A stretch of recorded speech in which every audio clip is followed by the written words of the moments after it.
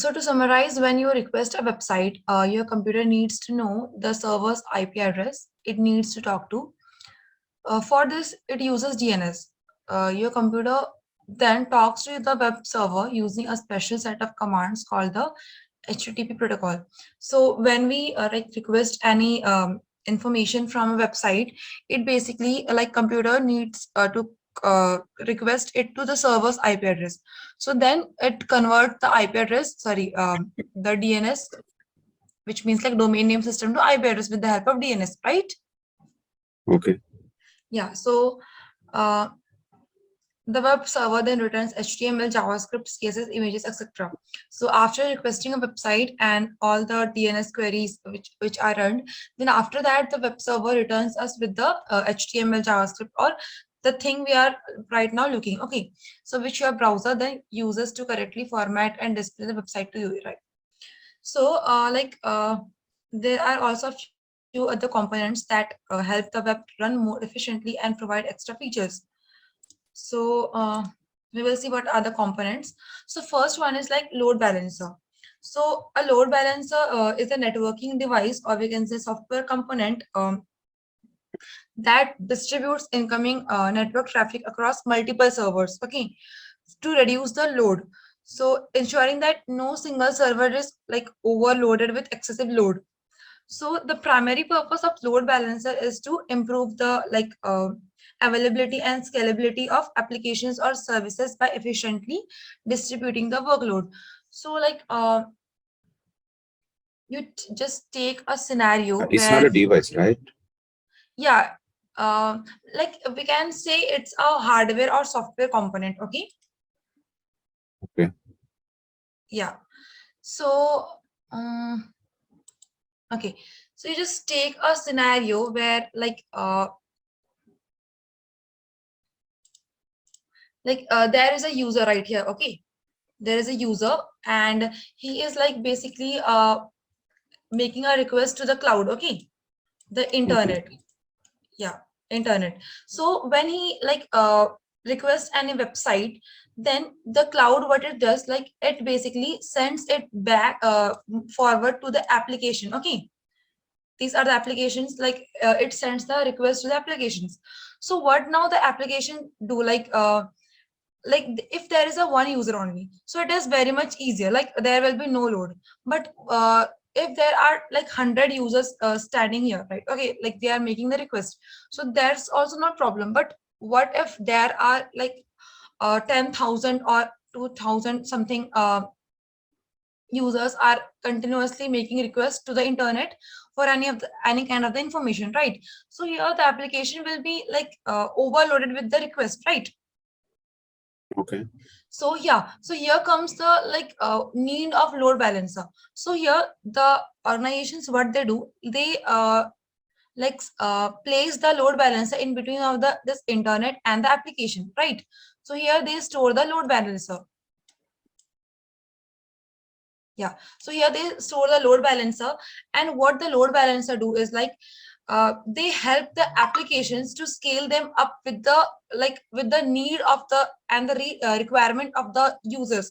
Like if there are multiple users and they are making requests to the internet for any kind of information, then here the application will increase themselves. Like if at first it was only one application it was working, so when the request is increased, they may use like 3 to 4 applications, right? With the help of the load balancer, they are able to scale the application up and down. Okay, Okay. yeah. So load balancer, basically this helps to how much application will be required for the like for the requirement of the users.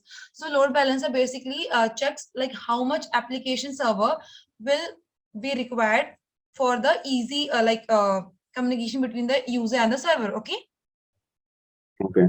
and this also a load balance also helps to answer the question like how this one user will get to that specific application, like right, if there are 3 to 4 application server situated here, right? Okay, and there are like 4 to 5 or we can say 10,000 users are there. So how this user will know like which application server it is requiring of, right?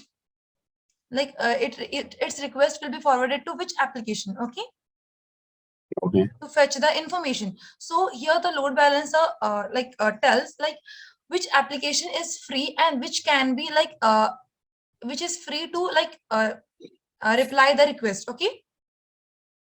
Okay. Yeah, so like then the question arises like how load balancer decides what to do and which application is now to be selected, okay. Okay. So here you just take three scenarios, like there are one load balancer and three application, okay, like there are Okay. three application server. So first scenario will be like when the user request for like any of the information. So here the first one is like round robin process is done. Like if the first user request for any information, it will be sent to the first application, and the second user request, it will be sent to the second application, and if third, then it third, and fourth it comes, then again the same round robin operation is going on, okay. Okay. Yeah, but here one is there is a one drawback, like some people like they use the request, or they use the application only for like 5 minutes, or some run for the 20 minutes. So how the application will know like which application is now currently free, right? So there is a problem, right? So this Okay. round robin will it is not efficient to work. So the second one, it was created, where this is a load balancer and this is the applications. So here what's the scenario, like now all these three like these three applications will serve like at the same time. Like when a user responds, sorry, makes a request, then all the three application will respond to that request, okay. And after that, like they will these three applications will tell its like scenario, like whom they are working for and what they are working, right? So here it will be clearly visible like who is busy and who is free, okay, like which Okay. application is busy and which is application is free. So now load balancer decides like which among these three are free, and after that which one is free, they will respond to that user, okay. Okay. But here it needs more configuration, like three of them will be configured one by one for the we can say for the response process, okay. So it is more difficult so to handle, okay. So now the next one was like the random function one. So here the load balancer will randomly select any of the application which they want to like respond to that user's request, okay. Okay. Yeah, so there are three scenarios. One is round robin, and the second one is all the applications are configured, and the third one is like a random function, okay. Okay. Yeah, so so here round robin also performs a periodic checks like which application server is ensuring that they are running correctly. So that process is known as health check, okay.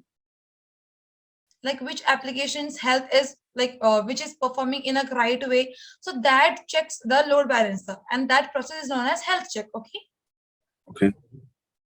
Yeah, so if a server doesn't respond appropriately or doesn't respond, then the load balancer will stop sending the user's request to that application server, okay. Okay.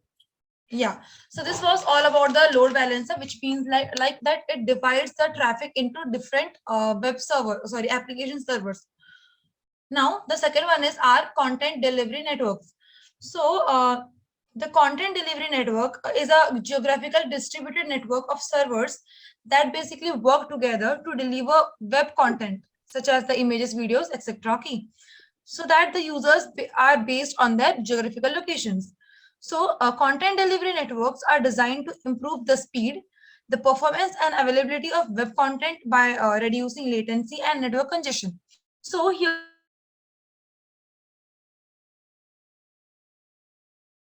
process, okay, this basically speeds up the content delivery process. And the benefit of using CDN is like it makes the website more faster, okay. Okay.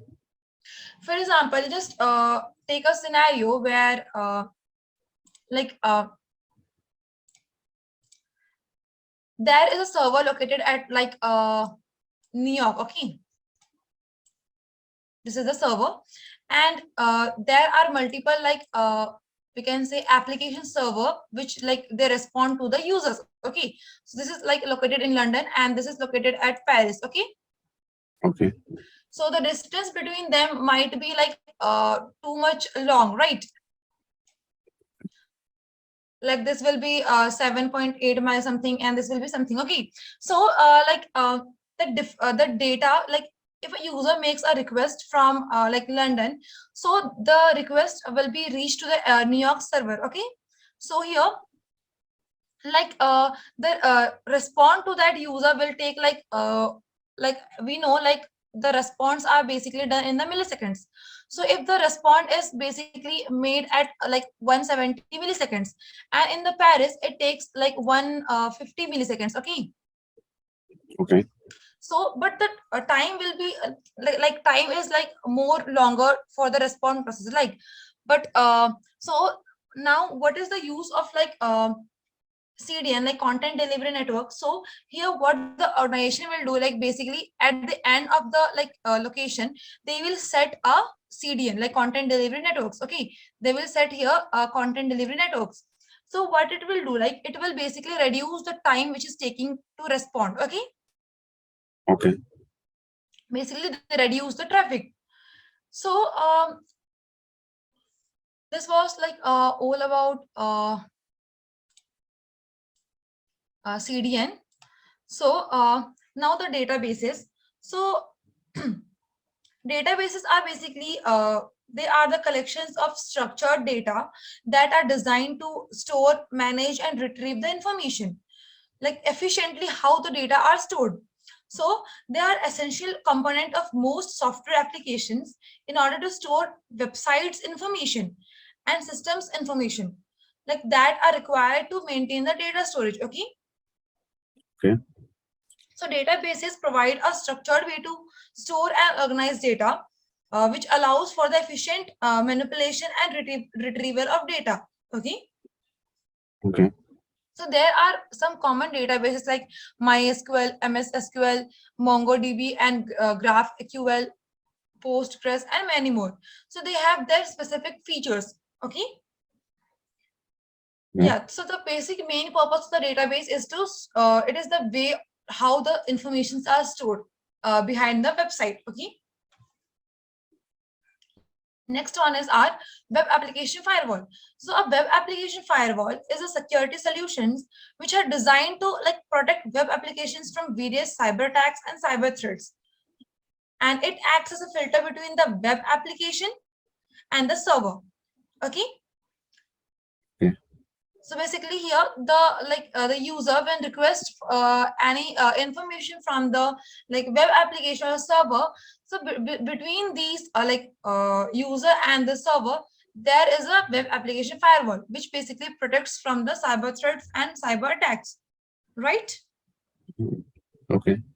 Yeah, so did you understood this all four topics like load Uh, balancer? yes, I understand. Okay, so now we'll move into the question like what can be used to host static files and speed up clients' visit to a website, which basically speeds up the content delivery. Okay. CDN. Yeah, it is CDN. And what does the load balancer perform to make sure the host is still alive? Like what it performs to like check whether the server is running well or not. Is a health check. Yeah, it was health check. Okay. And what can be used to help against the hacking of a website? Firewall. Yeah, it is web application firewall. Okay. So now the question arises like how does the web server works, right? Okay. Yeah. So here we'll see what first of all is a web server. So a web server is a software application or a program that serves as the backbone of the website. Okay. Um like it responds to requests from client devices such as the web browsers and delivery web content over the internet.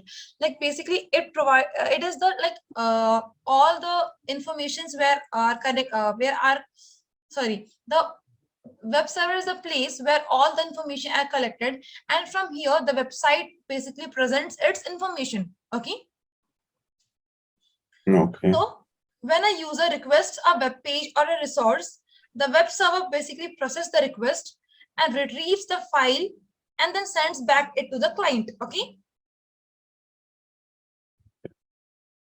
Okay. Yeah. So the most common web server software you will come across is Apache, Nginx, IIS, and Node.js. So a web server delivers files from what it's called root directory, and which is defined in the software settings. Okay. So for example, Nginx and Apache share the same default location of, this is the like a default location of the root directory, okay, in the Linux. And IIS uses this, okay, for the operating Windows operating system. So basically these are the like C drive is the, in the C drive we can find the root directory. Okay. And here in the var, okay. Okay. Yeah. So next one is like virtual host. So virtual hosts are also known as the virtual hosting or name-based hosting. So this is the feature which is provided by the web servers. This allows hosting multiple websites with different domain names. Okay. Like this allows hosting multiple websites or domains on a single physical server, right? Okay.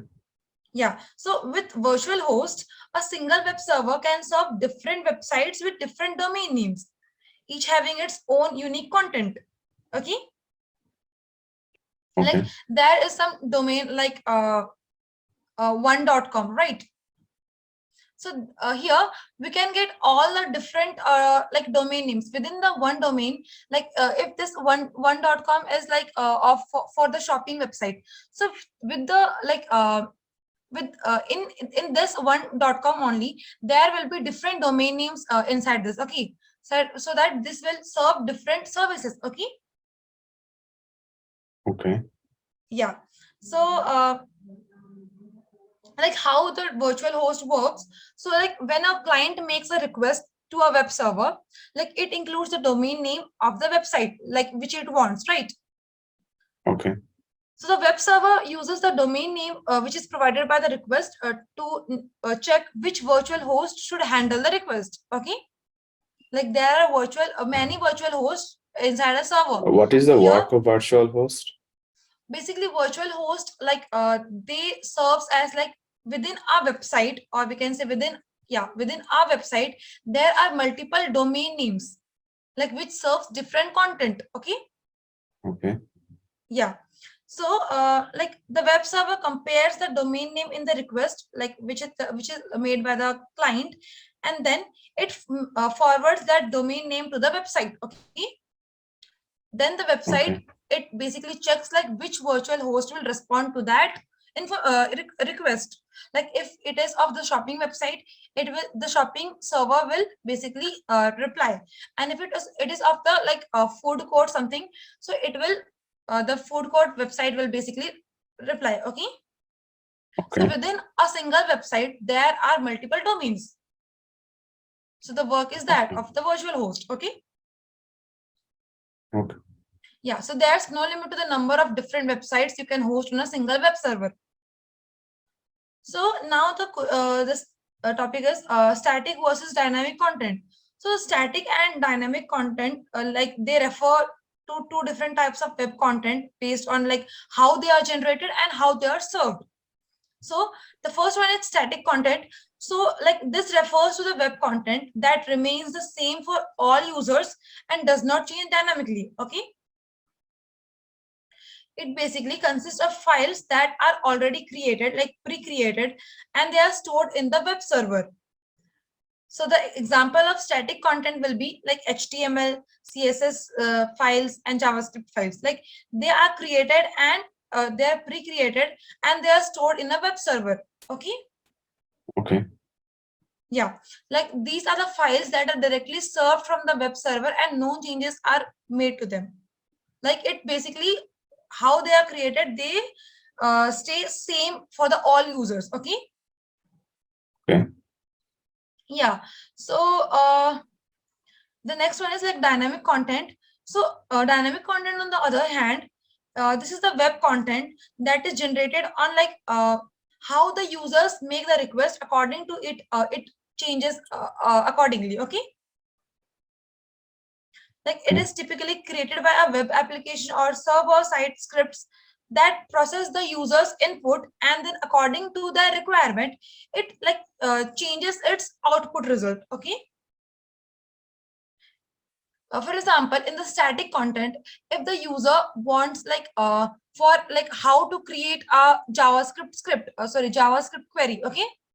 So or we'll take a simpler example like in the static one, if the user asks for the picture of a dog. Okay. So here in the static content, the server will provide the picture of the dog, like if it is walking, running, anything. Okay. And this request will be same for the all user.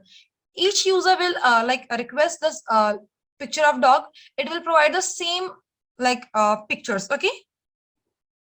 But Okay. in the dynamic content, if the user like request for the photo of the running dog, so here the server will not provide the picture of dog which is standing or which is some like doing anything, but it will provide the picture of the running dog. Okay.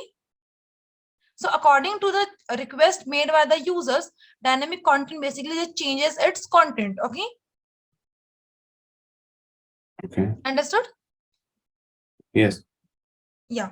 So like these changes to what you end up seeing are done is called backend. Yeah. So these changes which are like you make the request, these are basically sent to the backend. Yeah. And there the programming and the scripting languages are used, and it is changed for the request requirement. Okay. According to the requirement of the user. Right. Okay. So it's called the backend because what is being done is all done behind the scenes, and you can't view the website's HTML source and see what's happening in the backend. And while the HTML is result of the processing from the backend, so when the processes are made, like changes are made in the backend, then what you see in the browser is called the front end. Okay. Okay. Yeah. So the next one is scripting and backend languages.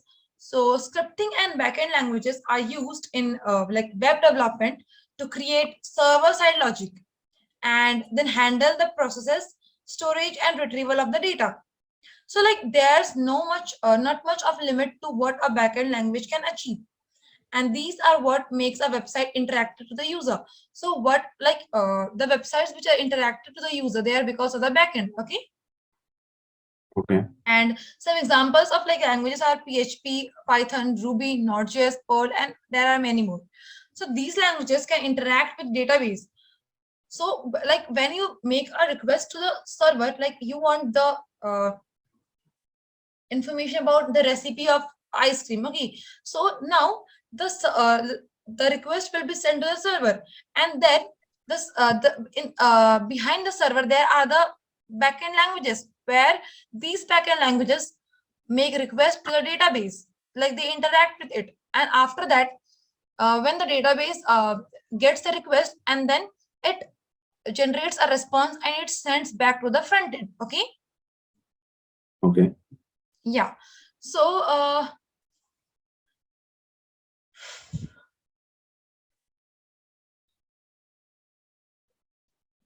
like if the index for index.php was built like this, so this is a PHP language. Okay. HTML body, hello, PHP echo this. Okay. So the output will be of this command will be hello Adam. Okay. Means hello, and here the name is given. Okay. Okay. Yeah. So you will notice that the client doesn't see any PHP code because it's on the backend. So this is this is in the backend. So we are not seeing it. And this interactively opens up a lot more security issues for the web application that have been created. Okay, so accessing the backend will be like a threat for the organization, right? Because if any of the hacker gets into the backend, they can make changes to their website, right? So therefore, more security are provided to the backend. Understood? Yes. Yeah. So now we'll move into the question, like what does web server software use to host multiple sites?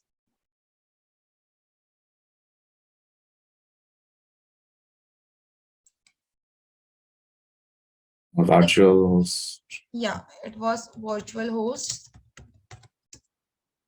And what is the name for the type of content that can change?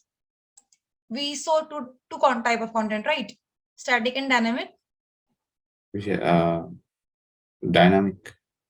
Okay. And does the client see the backend code? No. Okay. So the quiz,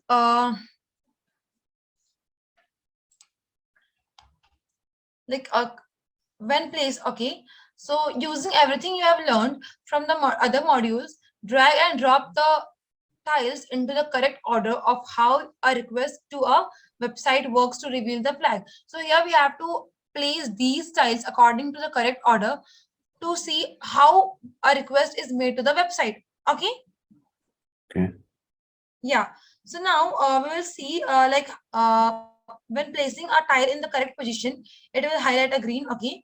And when a tile is in the wrong spot, it will highlight it in a red. So what is the first step when the request is made to the website?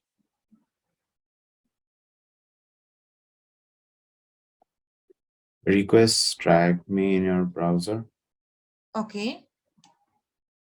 Achha, here only we have to do. Okay. And the second one?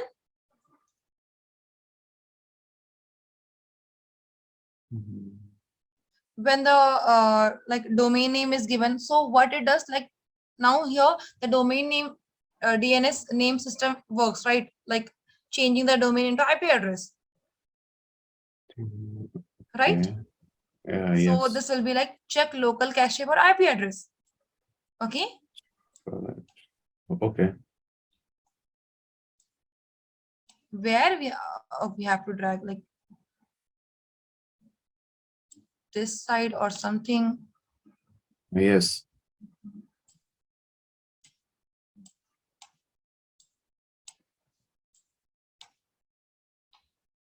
Achha, here position is given. Okay. Yes.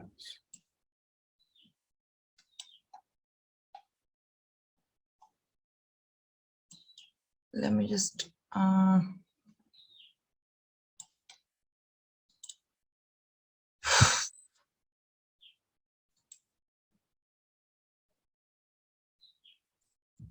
then how? Okay.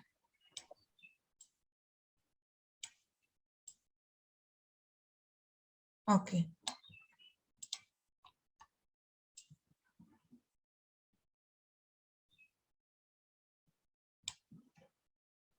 Okay. So first one is this one, and second will be check local.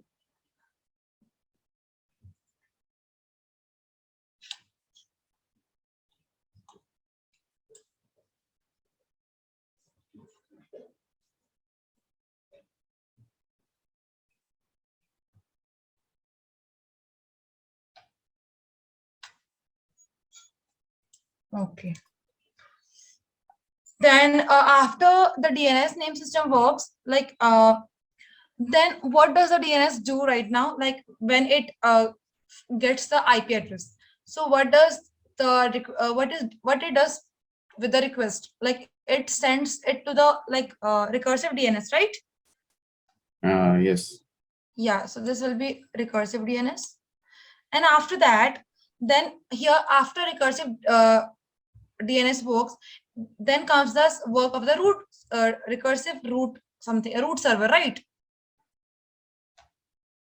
We have learned Okay. like there were three in the DNS system. There were three like servers, like recursive DNS, then root DNS, and then authoritative DNS, right? Okay. So here the recursive DNS work. Then after that, there will be the root one. And after that, there will be the authoritative one. Okay. Recursive, then root one. Yeah. After here the recursive one, then the root one, and then the authoritative. Okay. Oh, okay. And here after that, what we'll be doing, like your browser renders HTML into a viewable website. No, this will be, I think, the last one. And connect to a website on port 80 or 443. This might be. Web server receives the get request. Request passes. Achha. So here will be the work of the firewall, right? Like when the request is made to the server, then we have learned about the web application server, right? Okay, then the Here, firewall comes. yeah, then the firewall comes.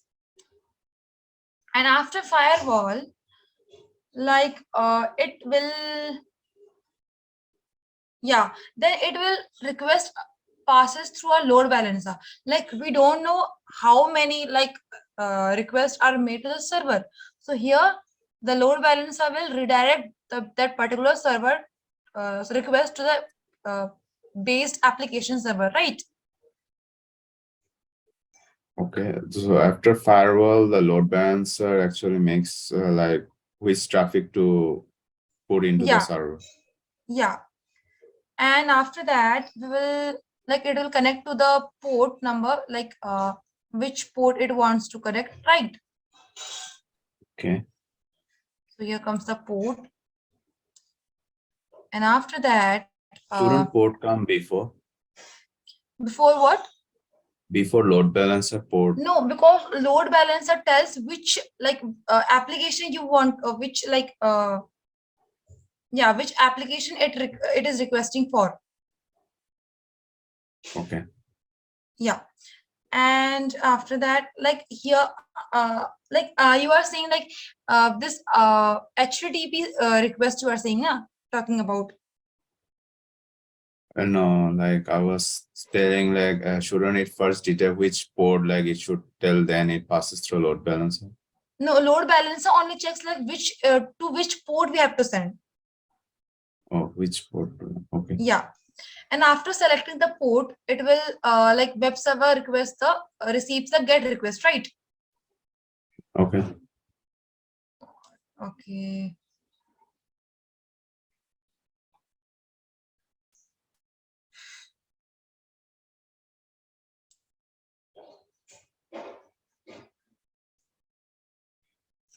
How to scroll this?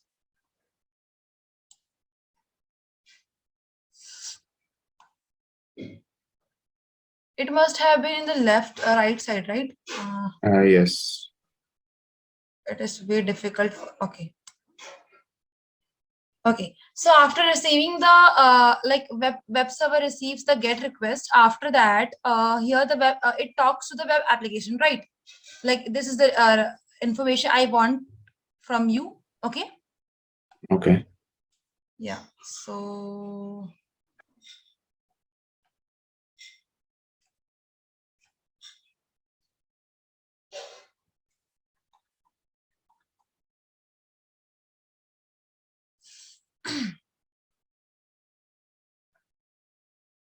like how to scroll this?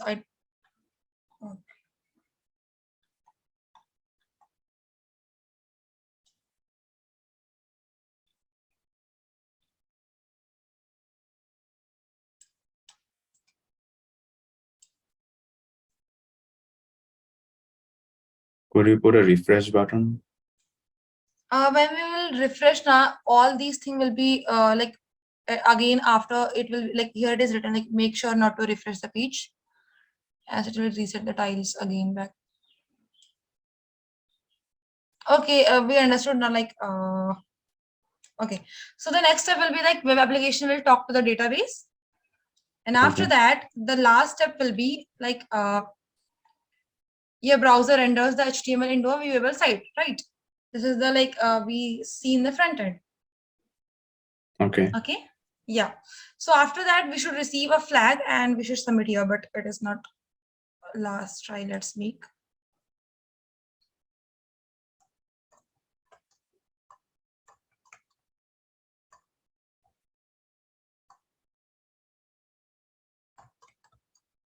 Okay, leave.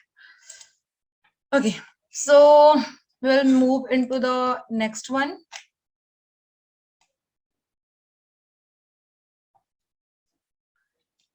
So the next one is like Linux fundamental. Okay, so there are 3 parts. So we'll see the first one.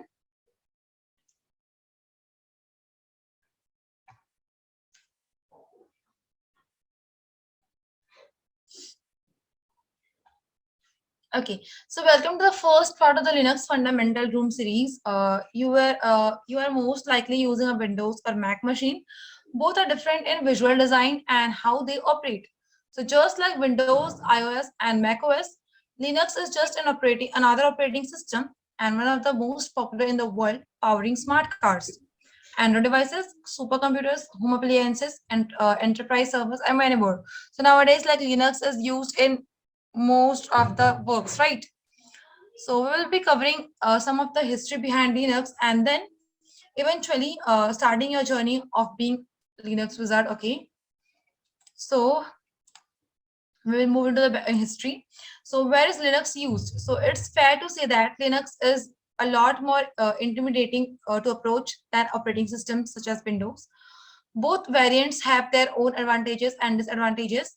For example, Linux is considerably much more lightweight, and you will be surprised to know that there's a good chance you have used Linux in some form or another every day. Linux powers things such as website that you visit, car entertainment control panels, point of sale, and critical infrastructure such as traffic light control. So these are the places where the Linux is basically used. Okay. Okay. Now, the flavors of Linux. The name Linux is actually an umbrella term for multiple OS that are based on Unix. So basically, this was the first operating system, and after that, the Linux was introduced. Okay, this is similar to Unix only. So thanks to Unix being open source variants of Linux, comes in all shapes and sizes, suited best for what the system is being used for. For example, Ubuntu and Debian are some of the more commonplace distribution of Linux. So Linux has its own distribution like Ubuntu, Debian, Fedora. So there are many more distributions of Linux. Okay, that is, you can run Ubuntu as a server or a fully fledged desktop. Okay. Okay. Yeah. So the question is like, what year was the first release of our Linux operating system was? So it was 1991. Okay. And we'll just interact with our first Linux machine. So this browser has a Ubuntu Linux machine that you can interact with all within your browser list, following along with the room's material. However, to get started, simply press the green, okay, start machine on the right top of the task indicated by the arrow on the right, and once deployed, a card will appear at the top of the room. Okay, this is the card. Okay, and Okay. this contains all the information of the machine deployed in the room, like its IP address, its expiry time, and along with the buttons to manage the machine, like terminate. Okay, so for now we have to press the start machine, where you will be able to interact with your Linux machine through browser. Okay.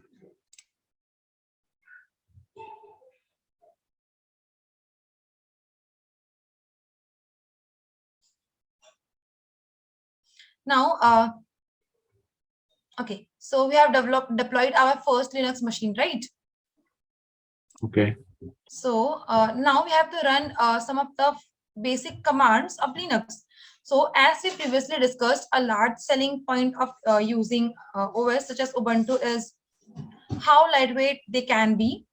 So this is, of course, doesn't come without its disadvantages, where, for example, often there is no graphical user interface. So like we interact here in the Linux with the command line interface, right? Okay. So there is no graphical user interface. So okay, or also known as the desktop environment, that can be that we can use to interact with the machine. A large part of interacting with these system is used. Okay, so here we interact with these system with the help of the terminal.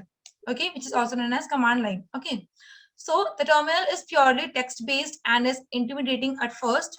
However, if we break down some of the commands, after some time you quickly become familiar with using the terminal. So this is what a terminal looks like. Okay, so we need to be able to do basic functions like navigating to files, output their contents, and make files. The commands to do. Okay, so let's start with the first two commands which I have broken down in the table below. So the first command is echo. So basically echo commands, basically it gives the output like what we are providing in the input. Okay, like if I write echo then my name, okay, so it will give in the response my name. Okay, Okay. let me just tell you, like echo then hello, it will give us hello. Okay, Okay. and we know about the who am I, like it will tell the user, current user, so it is the try acme. So the snippets below. Okay, then if we wanted to output the text try acme, what would our command be? So it will be echo try acme, right? Okay. So what is the username of who you are logged in as on your deployed Linux machine? So currently who is the user of this machine? Try at me. Okay, so try acme. And the next one is like interacting with the file system. So so far we have only covered the echo and who am I commands. Not all that useful when you consider things that we need to do, including navigating the file system, read and write to. Okay, so file system basically is the way how the files and folders are basically stored, right? So here folders are basically known as the directory in the Linux. Okay. Yeah. So in this task, we are going to be learning the commands so that we can do just that. Just like the previous task, I'll display the commands in the table in the next heading and show examples of these commands. Okay. So interacting with the file system. So the first command is our ls command. So ls command is to basically view all the directories which are like situated, right? Okay. And then the cd command basically is to open any of these directory. So if I want to open the folder one, I will just write here folder one. Okay, cd folder one. So now we are inside the folder one. Okay, Okay. and if I want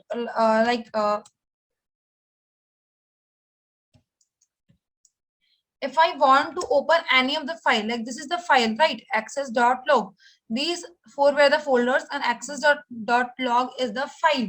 So if I want to open this, I will just write the cat command. Okay.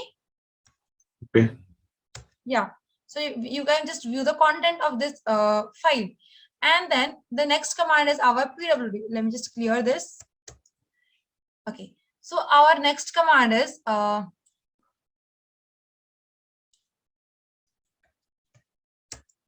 okay, so the next command is pwd, right? So pwd basically is for the like to see what is the current present working directory. Okay, so basically we are now inside the home and we are working in the try acme. Okay. Okay. Yeah. So this was the example. And cd command I told you to move into the directory, and cat command to open, and pwd for current path. Okay, sorry, working directory. So now we will just move into the question, like on the Linux machine that you deploy, how many folders are there? So how many folders were there here in the this like machine? 4. Okay, 4. Then which directory contains a file?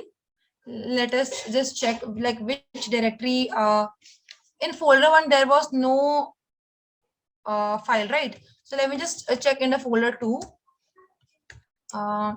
Again there is no files, and just I will check in folder 3. Okay, it is not there.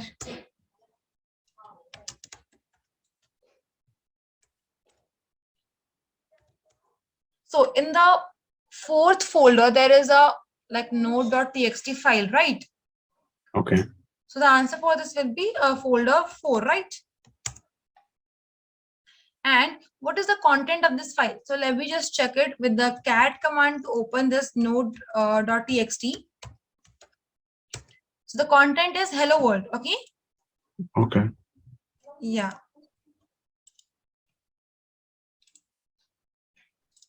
Okay.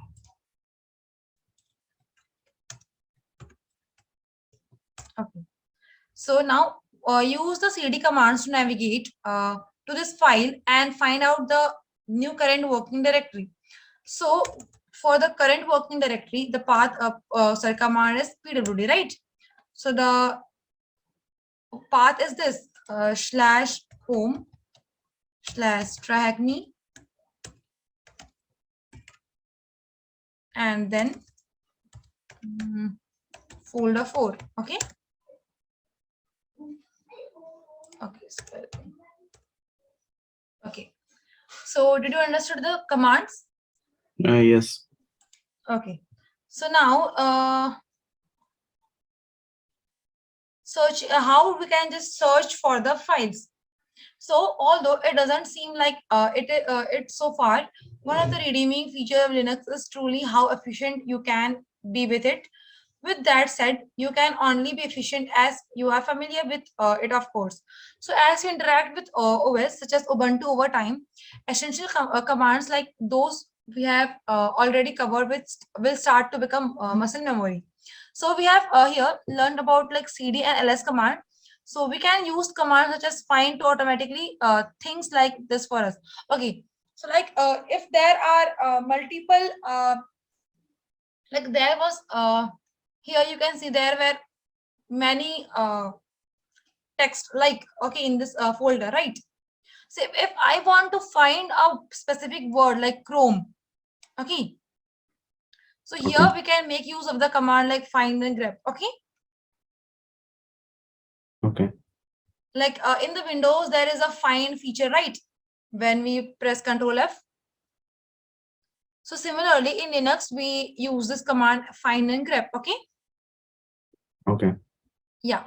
So using find, the find command is fantastic in the sense that it can be used both very simply or rather complex depending upon. So find command basically here, like if I write here find,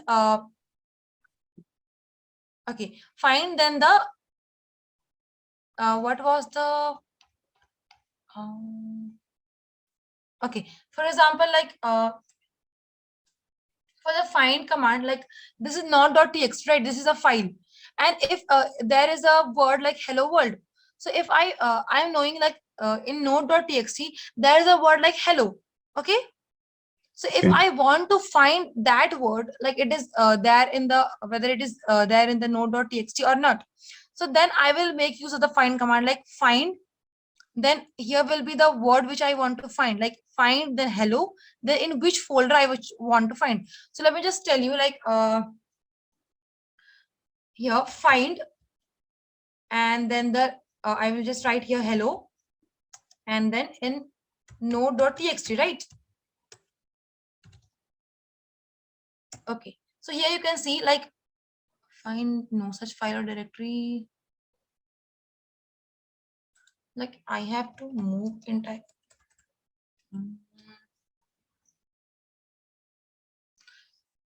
Okay, let me just try once more.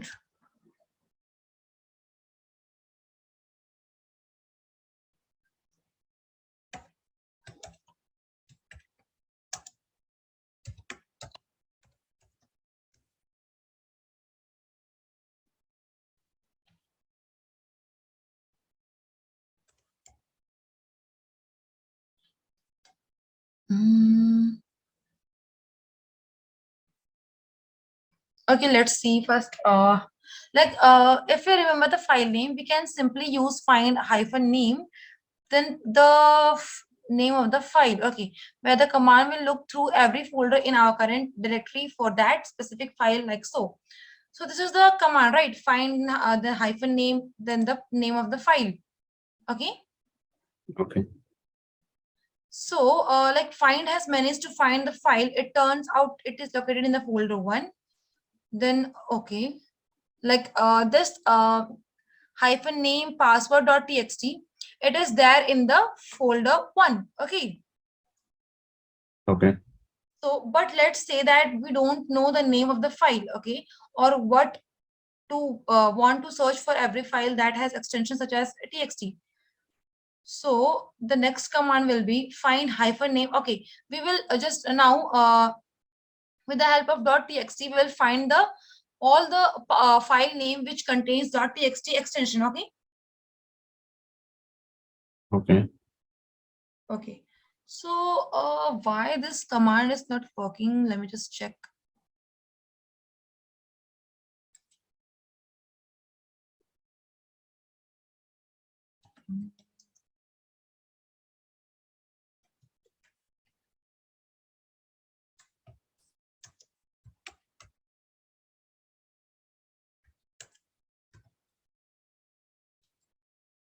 No such file or directory.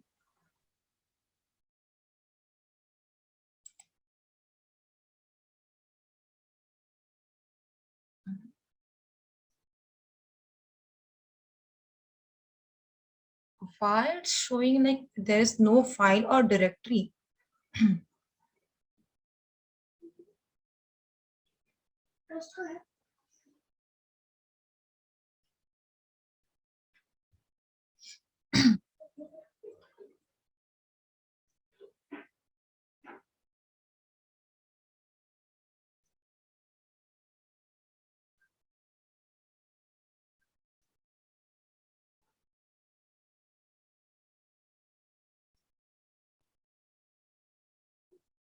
Like I think we have to give the path also or something.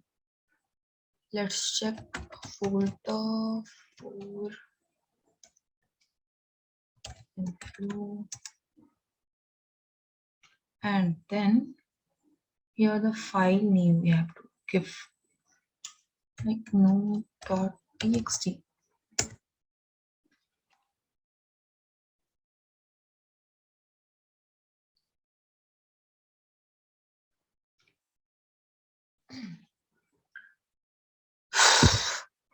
Okay, let's see what's the problem with this. Like why it's telling like there is no folder right here. Here it is the folder, but let's check. Okay. So like using the grep, another great utility that is great one to learn about the use of grep, like the grep command allows us to search the content of files for specific values that we are looking for. So take for example that the access log of a web server. In this case, the access log of a web server has 244 entries. So with the okay, so using the command like cat isn't going to cut it. Okay, so when we use the cat command, so this was the result, right, in the access.log file. Okay. Yeah. So here, with the help of the grep command, like we can use the grep command to search the entire content of the file for any entries of the value that we are searching for. Like I told you, if we want to search for the specific part of this text, okay, this file. So with the help of grep command, we can do it. Okay. Okay. So let me just try this also whether it is working or not. I will just check Chrome. This one I will check. Okay. Grep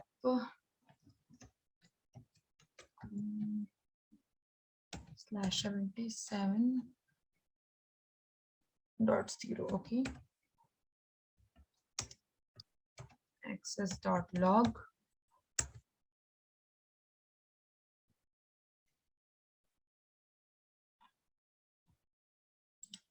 I don't know what's the problem with this machine.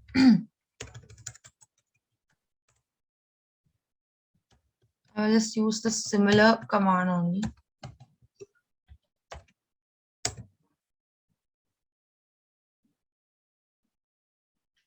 Something is there with with this Linux machine. Like it is not responding only. Okay.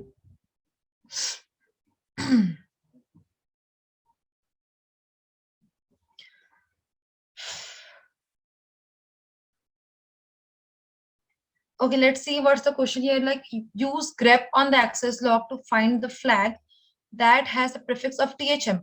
So for the THM prefix, the similar will be made like here with in the place of IP address, we have to just write the THM. Okay, let's Okay. see if this works or not.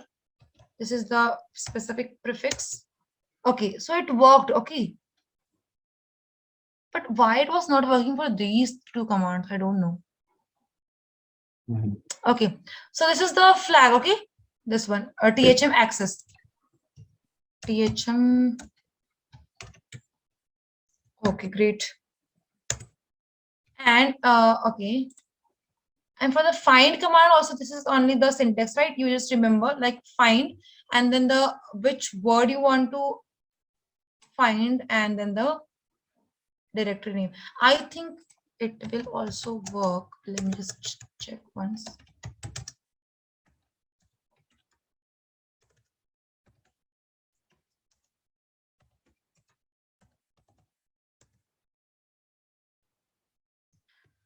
Okay, it didn't work, but this is only the command, right? You just remember this. Okay. Okay. Okay, so we'll just take 2 to 5 minutes of break, and then we will continue. Okay. Okay, sure. Yeah.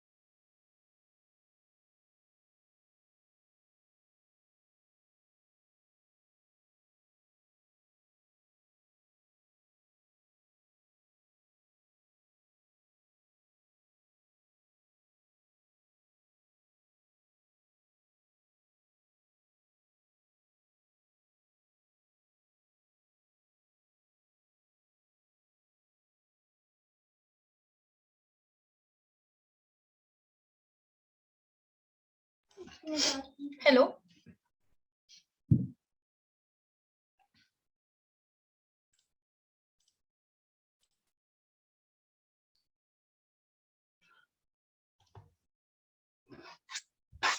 Okay. Yeah, so the mistake we are doing with the find and grep command is like grep command we use to search the content of files, right? Okay. Yeah, like in the access.log, if we want to find the content, like here we use now like in the access.log, we use to find the content thm, right? Okay.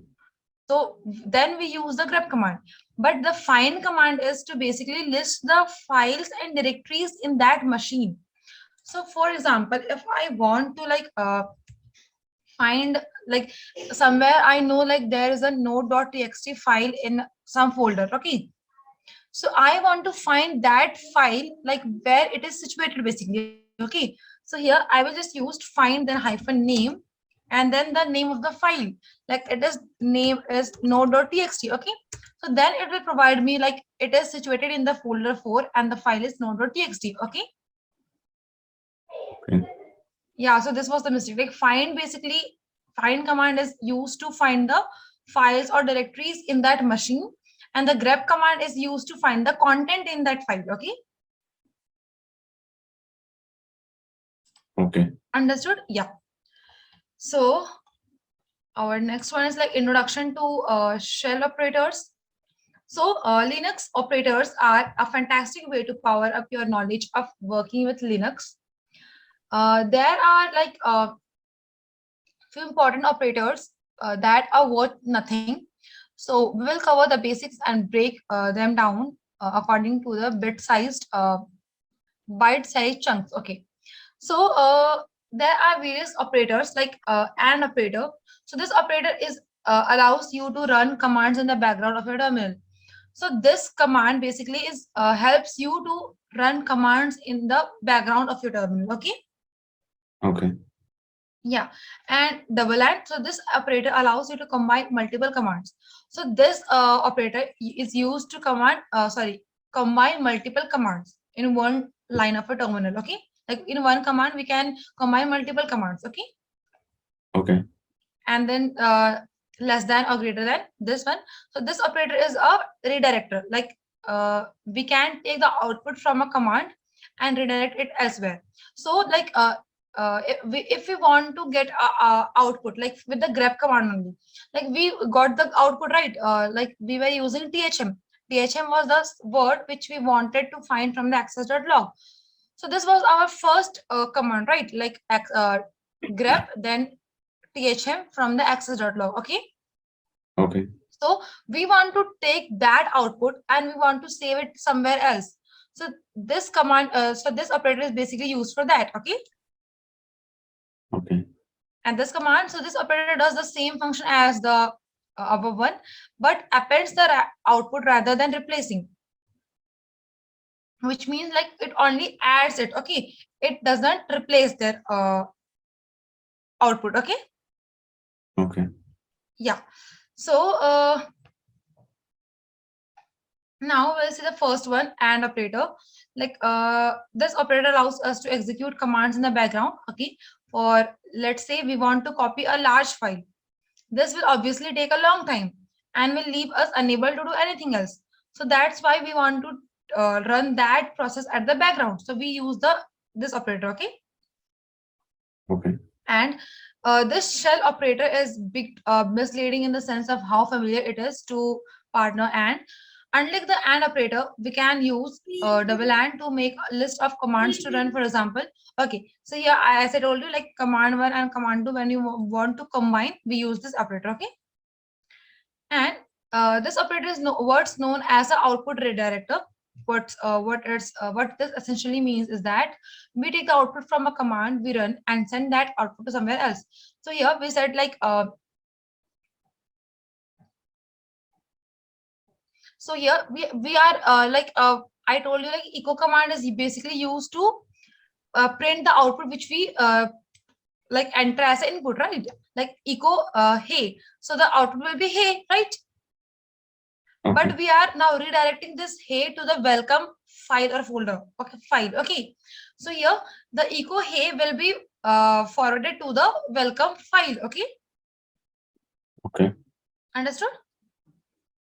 Okay. Yeah, and this operator is also an output redirector like the previous operator we discussed. However, what makes this operator different uh, is that rather than overwriting any contents within a file, for example, so for example, if there was like in the welcome, there was already the hey command, right? Oh, sorry, hey text. Okay. So what it Okay. did, like we are adding this hello word in this welcome file, okay, with the help of this operator. Okay. Okay. Yeah. So the question is like, if we want to run a command in the background, what operator would you be want to use? So this was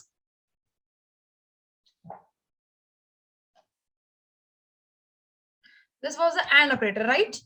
And okay. Yeah. And if we want to replace the content of a file named passwords with the word password 123, so what would be my command will? So here the replacing is done, and we have learned that with this command there is no replacing. It only appends the text, right? Okay. For this, we will just use echo. We have to replace passwords, right? So we'll just replace passwords with the word password 123. Okay. Okay. Oh, sorry. We have to replace acha, with this is the word. So we have to this is the new word. Okay. So here we will add the new word. Okay. So password 123, and what we are replacing right here, it is passwords. Okay. So Okay. the new word will be earlier, and the word which we want to replace will be at the back of the command. Okay. Okay. Yeah. Now, if I want to add track me, here no replacement is done. Only we have to add. Okay. Okay. So this file name passwords, but also keep password. Okay. So what we will do is like we will write echo, and then we have to write Password. name. No, we have to add the track me. So the new word will be for earlier. Okay. So Okay. track me, and then double this, and then the file name was passwords, right? Okay. Yeah. And then now use a deployed Linux machine to put this into practice. Okay, so let's practice. Acha, you understood, or we will practice this one? Yes. Understood? Yes. Okay. So we'll see the conclusion. Like a nice work on getting onto the stage. We covered quite a bit for your instance. Okay. However, there are more essential functions. Okay. So to quickly recap, we understood like why Linux is like is in the commonplace today, because it is more interacting, and with the help of the command line tool only, like interface, we can interact with the Linux machine. Okay. So we interacted with our first Linux machine also. We ran some of the most fundamental commands.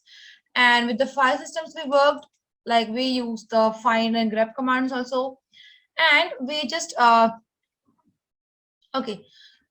So now we'll move into the Linux part 2, okay? Okay. Yeah. So the Linux part 2.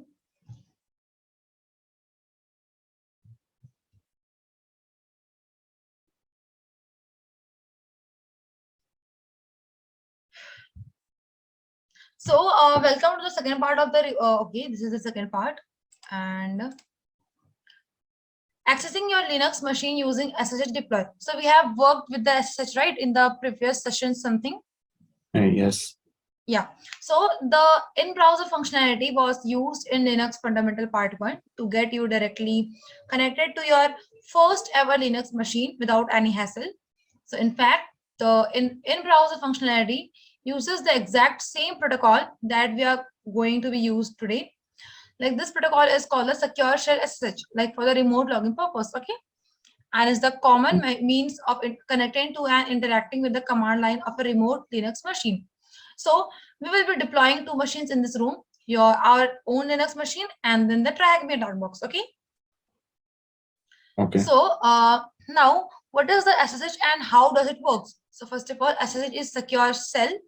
This is a protocol between devices in an encrypted form. So this uses cryptography, and input we send in a human readable form is encrypted for traveling over a network. So like hello world, and in the internet it will be encrypted. Okay.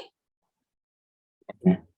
And where it is then unencrypted once. Okay. And when it reaches in the Linux server, it is again unencrypted. Okay. So you can learn about the various types of encryption on TrackMe room. But for now, we will only understand that SSH allows us to remotely execute commands, and any data sent between the devices is encrypted. So the two things are like SSH is for the remote login purpose, and the data which are traveled between the user and the server, they are basically encrypted. Okay. Okay. Yeah. So press the green start machine button on the right top of the task and then scroll the page. Okay. So we'll just start this machine, and then we have to deploy. Okay. So we got the IP address, right? It will give us within 55 seconds. So looking at the top of the page, press the start attack box button to deploy the TrackMe attack box. So this is the attack box. We'll just start this also. And then the TrackMe attack box is Ubuntu Linux machine, and this is hosted online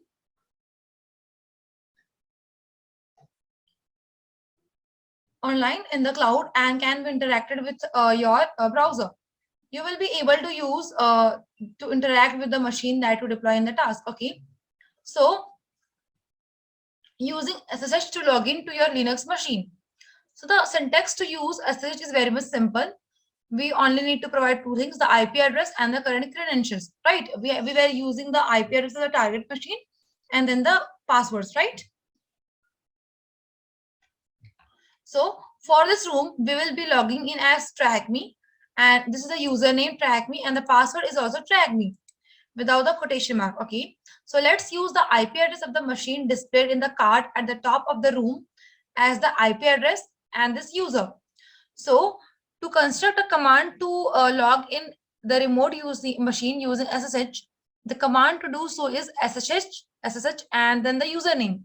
So our username is TrackMe and our machine's IP address is this. Okay. Okay. Right. So we will just use this IP address 10.10.234 and 125. So the command for this will be ssh@trackme and this IP address. Okay. And password we are knowing, password is TrackMe.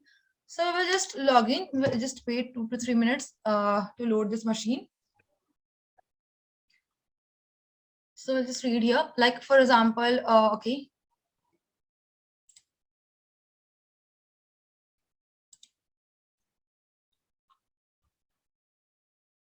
Okay, so introduction to flags and switches. So a majority of command allows for arguments to be provided. These arguments are identified by a hyphen and a certain keyword known as flags or switches. So first of all, let me just show you how we can just log in. Okay. Okay.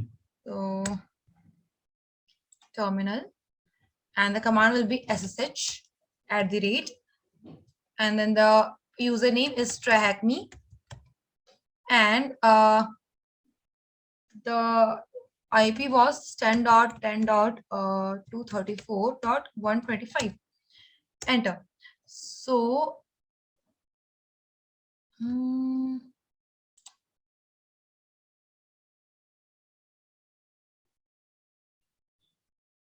oh, so sorry. SSH try hack me and then the IP address. Okay.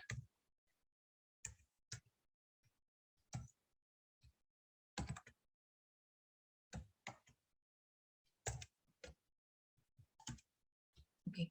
So here are you? Okay. Yeah. So yes. And here the So for password. SSH, like we have to use the username and also IP address like this format. Yeah, this is the correct format. This was the wrong. Like first of all, SSH, then the username, and then the IP address. Okay. Okay. Yeah. And then it will ask for the password. You just enter the Does it password work and it will, for like only IP address? yeah, it basically works for the IP address. So, okay.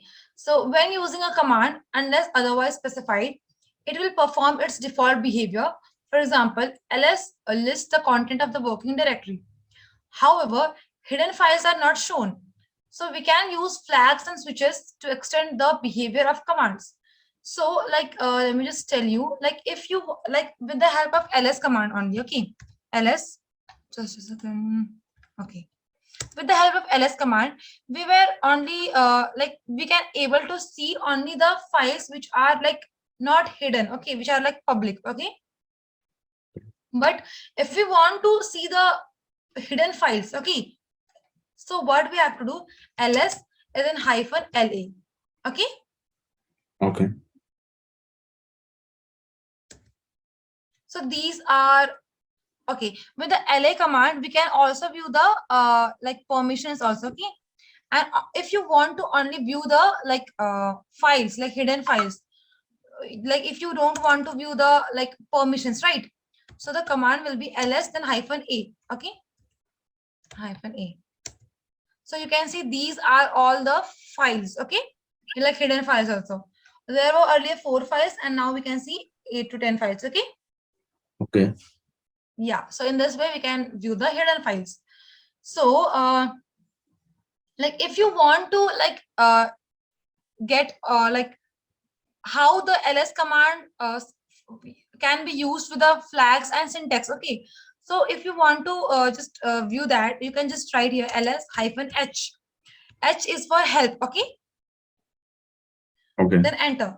So you can oh sorry, ls hyphen h, okay. So here you can see,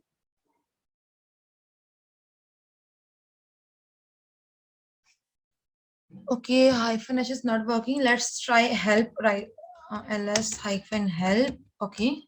So here you can see that like as I told you, like with the help of ls hyphen a, we can view all the hidden files also, right, with hyphen Yeah. a. So with the help of hyphen a, like there we can see almost all the files which are listed, and with hyphen b we can just print c style escapes. So there are multiple flags here, okay. With the help of like hyphen d we can see the like directories also, okay. And hyphen g we can group the directories, and hyphen h we can just make it human readable, okay. So there are multiple flags, you just go through that, okay. Like if you are not like we learned right now like grep command. So if you are not knowing what are the flags and syntax, we can use more with the grep command. So you can just check for that also, like grep and then help, okay. So you can Okay. see here we can use multiple flags to like view like more in more detail way, like grep command in more detail way, okay. Like hyphen capital E we can use for patterns which are extended regular expressions, and then hyphen F to see patterns which are like strings, okay. So in this way we can just use the flags and syntax, okay. Okay. Yeah. So the next one is man page. So as like this was man, like this man command is similar to the hyphen a Help. command, yeah, sorry, help command, yeah. So basically it basically is same okay, ls. So it with the help of this man command also we can see the like manual page of the ls, like it's all flags and syntax, okay. Okay. Yeah. And the next one is man, okay. So what directory arrow key would be used to navigate down the manual page? So if you want to navigate down the manual page, which arrow key would you use? It's asking for, yeah. Like for example, it is man ls, okay, man ls, and if you want to, with the help of mouse, we can just simply scroll down, right? Okay. But if, with the keyboard, how we can just scroll down or we can navigate? So with the help of down arrow key, we can just scroll down here, right? Okay. So the answer for this will be down, okay? Okay. And next, what flag would we use to display the output in a human readable way? So it was -h, I think, right now? It was -h. Yeah, human readable, right? So -h. Okay. So did you understood this task also? Yes. Okay. So we'll continue to the file system interaction continued. Okay. So we covered some of the most fundamental commands like ls and find and cd. So in this task, we are going to learn some more commands to create files and folders, to move files and folders, and to delete files and folders. Okay. So here, touch command is basically used to create a file. Okay. Okay. And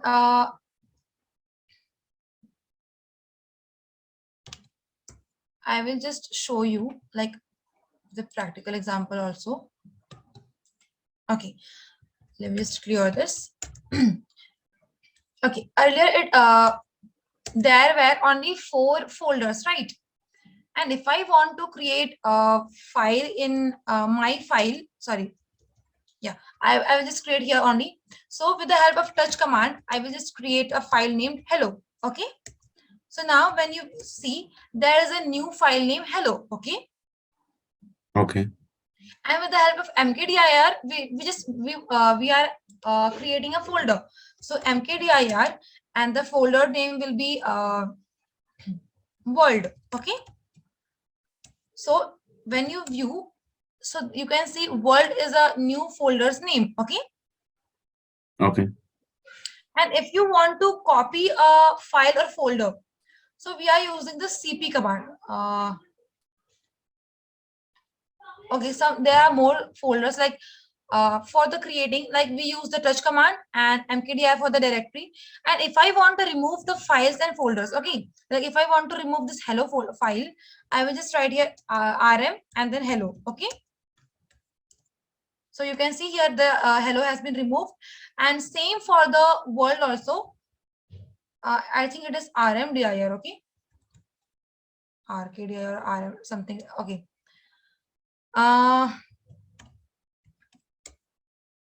ls. Yeah. So for removing the directory, it is rmdir. Okay. For removing file, it is rmdir, rm then the file, and for the directory, it is rmdir and then the folder. Okay. Okay. Yeah. And for copying and moving the files, so if I want to like copy my file into like my file into important. Okay. CP. So so cp and then my file into important. Okay. Acha, for them, okay, we'll just remove important and unknown one. Okay. Yeah. So when we'll see like in the unknown one, cat unknown, new folder is not created, right? Okay, let's see. Maybe. The my file. No.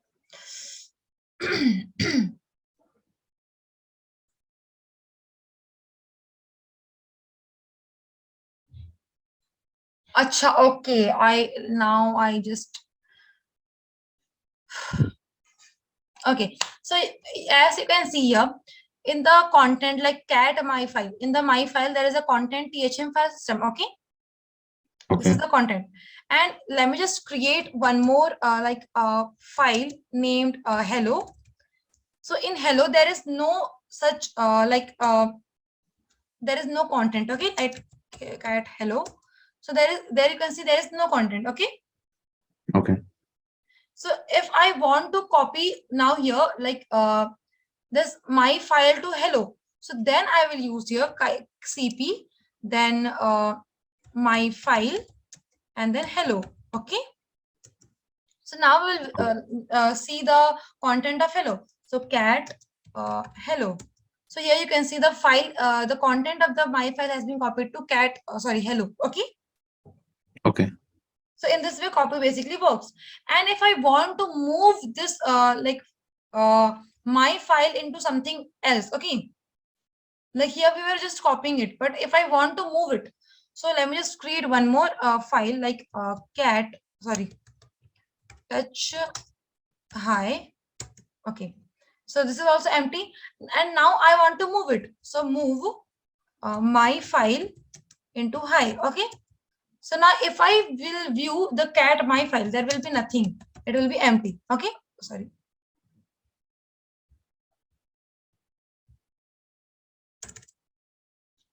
My file. So here you can see there is no such file or directory. Okay. It has been moved. So when I just open the cat hi, so it has been moved to the this hi directory file. Okay. Okay. Yeah. So now determining the file type. So if I want to like check the file type of that file, like if I want to check the file type of the file of hi, so I will just write here file, then hi. Oh, sorry. So it is the ASCII text. Okay. And let me just check of this unknown one also, like file unknown. Okay. So this is also of ASCII text, because in these files we are like storing the text only currently. Okay. So in this way, it can just with the help of the file command, we can check the type of the file. Okay. Okay. Okay. So the first question is like, how would you create the file named new note?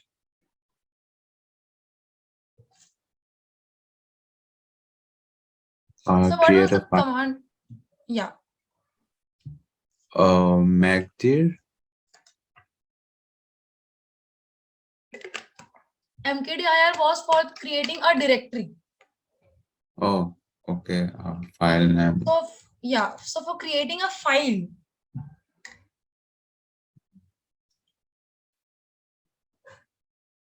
Save. Now only we have seen like touch command is to Oh, create a touch, file. touch, Yeah. touch. So it will be touch and then new note. Okay. Okay. And then on the deployable machine, what is the file type of unknown one in Trahacme's home directory? So here only we, so it was ASCII text, right? Okay. ASCII text. Yeah, ASCII and then text. Okay, great. So how would we move the file, my file, to the directory, my folder? Move. So MV, my file to my folder, right? My file. Spelling wrong. Okay. Okay. Now, what are the contents of this file? Content of my file. The content was this, right? Okay. Yes. Yeah. So it will be thm and then the file system. Okay. And okay. So now the permissions 101. Let's see what is this. Okay, so as you would have already found out by now, certain users cannot access certain files or folders. We have previously explored some commands that can be used to determine what access we have and where it leads. So ls-l was, as I told you here, okay, let's just check right here. Okay. ls-l. This was for viewing the permissions, right? Like which file has what permission, okay? Yes. So as I told you, like there are three types of ls permission. minus L. Yeah. Okay. So there are three types of permissions like read, write, and execute, right? Yes. And I in the previous class also I have told you, like if we want to switch the user, so we use the su command, right? Okay. Like in the previous task, I think there was a user Sammy, and if we wanted to switch the user to Johnny, so we were using su hyphen Johnny, right? Yes. Yeah. So same thing here, su is used to switch users, okay? So now the difference between users and groups. So we briefly explored this in Linux Fundamental Part 1. The great thing about Linux is that permissions can be so granular that list a user technically owns a file. If the permissions have been set, then a group of users can also have either the same or different set of permissions to the exact same file without affecting the file owner itself. Okay, so let's put this into a real world context. The system user that runs on a web server must have permissions to read and write files. So the system like user has the permissions to read and write files. Okay. Okay. However, companies such as our web hosting companies will have to want to allow the customers to upload their own files. So these companies want to allow that you customers can upload their own files for their website. Okay, like without being the web server system user. So here you can see, first of all, the system user was only able to read and write files. But here what the company did, it allowed the users to like upload their own files. So this will basically compromise the security, right? The like permission was only for the system user, but now customers can also read and write the files. Okay. Okay. Yeah. I think only the customers must have the like permissions to read the files, because if they write the files in the like in a website, if they make changes to the files, so it will be difficult right now, like security will be compromised. Yeah. Yeah. So now the next command is like switching between users. So as I told you, su user 2, like now currently we are like user 1. So if I want to like switch to the user 2, so I will just write here su user 2 and then the password will be asked. Okay. Okay. Yeah. So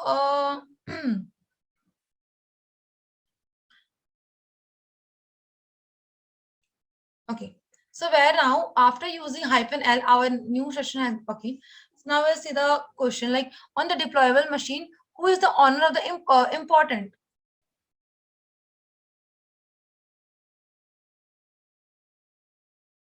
Honor of the important. Yeah, from here you can just see here user 2 is Track the owner, right? Here. user. Oh, okay. Yeah. User 2. Okay. So what would the command be to switch the user to? So if I want to, like currently I am track me. So if I want to switch, so what will be the command? So user 2. Okay, right. And then now switch the user to acha. So now we have to like currently we are track me. I will just switch the user. So su user 2, and then the password is also given user 2 right here. Okay. So I will just write here the password user 2, enter. So now we are the user has been converted into user 2. Okay. Okay. Yeah. So now output the contents of important. What is the flag? So now we will just open the like file important. Okay. Okay. I will just Cat. use it. Yeah, cat command. Cat then important, enter. So here you can see this is the flag. Okay. Okay. Okay. Yeah. So now the common directories. So As I told you in the first only, like root administrator has the, like in the var we can find it, right? Like root administrator. So here, some of the common directories are like /etc. So this root directory is one of the most important root directories on your system. The etc folder, which is short for etc., is a common place location to store system files that are used by your operating systems. So these are the, like /etc basically stores the system files. Okay, like in Windows we store the system files in system only. Okay, the system folder, right? System 32. Is for Linux etc is used. Yeah. For Linux it is etc. Okay. Oh, okay, I get it. Yeah. So like So for if example, any the of the sudo. folder in etc gets deleted, it will create problem for the Linux. Yeah. So for example, the sudoers file highlighted in the screenshot below contains a list of users and groups that have permissions to run. Okay, so here in the etc folder, there are like it has the like folders like shadow, and then it's also stores the password and sudoers. So these, if we delete it, it must be difficult for the user, right? Okay. Yeah. And then /var, the /var directory, with var being short for the variable data, is one of the main root directory folders found in the Linux install. This folder stores data that is frequently accessed and written. So basically this stores the logs for the application which we are running and which we have stopped. Okay, like Okay. for example, logs files from running services and applications are written here. Okay, so in the log section it stores the log files of the running services. Okay, and other data that is not necessarily associated with. Okay, so here there are multiple folders like backups. There in the /var there is backups, the log and optional, and then temporary for files are also situated. Okay, Yeah. and then the /root, unlike the home directory, the root folder is actually the home for the root system user. So like the root folder is the home, like for the normal users there is a home directory, right? So for the root users also, this root is similar to the home. Okay. Okay. Yeah. So there isn't anything more to this folder other than just understanding that this is the home directory for the root user. But it is worth a mention, as the logical presumption is that this user would have their data in the directory such as home root by default. Okay. So temporary. Now, this is the short for temporary. The TMP directory is volatile and is used to store data that is only needed to be accessed once or twice. So basically, this stores the temporary information. Okay.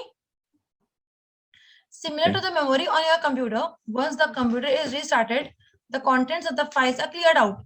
So basically, this is the volatile one. So therefore, if the computer is restarted, its contents are cleared. Okay. So what's useful for this us in pen testing is that any user can write to this folder by default, meaning when we have access to a machine. Okay, once we have access to the machine, it serves as a good place to store things like our enumeration scripts. So in that TMP file, it is best for the penetration testing. Like here we can store the enumeration scripts. Okay. Okay. Yeah. So the questions are like, what is the directory path that would be expect logs to be stored in? So where we can store the logs?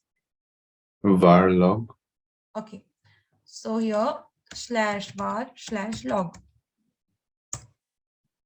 And then what root directory is similar to how RAM on computer works? etc. Yeah. /etc. What root directory is similar to how RAM on a temporary? Like you see, like here we store the temporary files, and here it is written like similar to the memory on your computer. Once the computer is restarted, the contents of this folder are cleared out. Oh, okay. So like RAM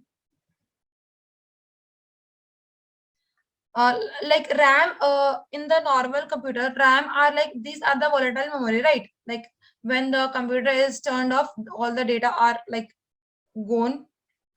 So that way temporary also works. Okay. Okay. Temporary. Okay. Name the home directory of the root user.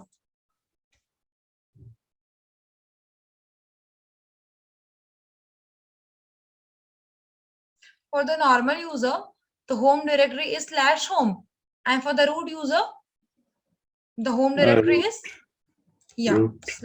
/root. Then okay.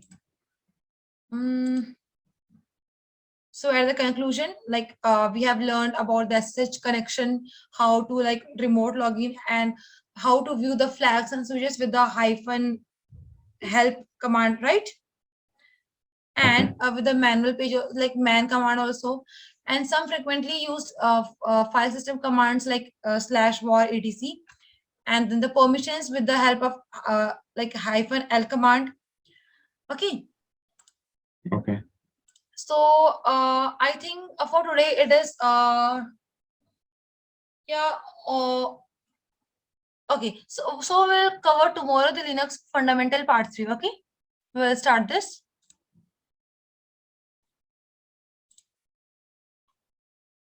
So there is any doubt in this like fundamental Linux fundamental part 1 and part 2? No, I got it. Okay, so tomorrow we will just start this part 3 one. And Is that tomorrow? acha, okay, sorry, Monday. Okay. Oh, I probably will not be absent on Monday actually. Yes. What? As somewhere to go on Monday, like it can be done on Tuesday. Okay, you just inform to Amaprit ma'am. Okay. Okay, sure, no problem. Yeah. Okay. So thank Okay, you. thank you so much. Yeah.